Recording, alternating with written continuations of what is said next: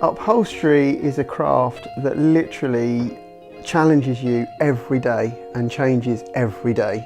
There's so many chairs, sofas and bits and pieces out there that are just so different that every time I take on a job, you can pretty much guarantee I haven't done it before. My name's Justin Roach and I'm an upholsterer here at Cockington Court. I got into upholstery via fashion and shoe design, and I learnt leather skills and furthered my sewing skills there, but wound up falling into upholstery, which shares similar skill sets further along the line. So I suppose inspiration for me comes from the era that the chair provides and the feel the chair provides and its surroundings back when it was originally made. Upholstery is sustainability in the sense that you are taking something, whether it be a year old and keeping it fresh, whether it be 200 years old, you are sustaining that piece of furniture, and therefore sustaining all these things and not making new ones that are polluting the planet.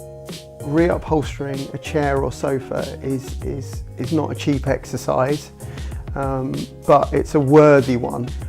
I think if you are going to buy a mass-produced item, I think you should look at how it's made and look at how long you feel it is going to sit well in your home. So if we're going to take chairs for example, is it got an iconic look about it? Is it going to be out of fashion in 3 years? Consider all the things that will give it a longer life.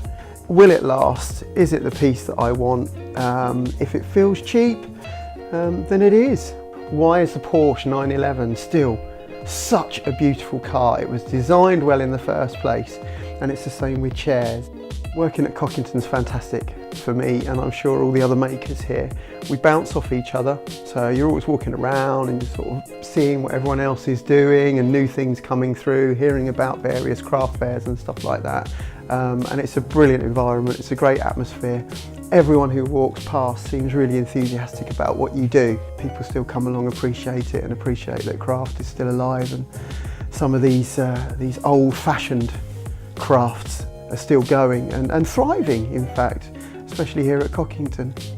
Inspiration-wise, I suppose it's the time the bay gives you to think. That's what I like.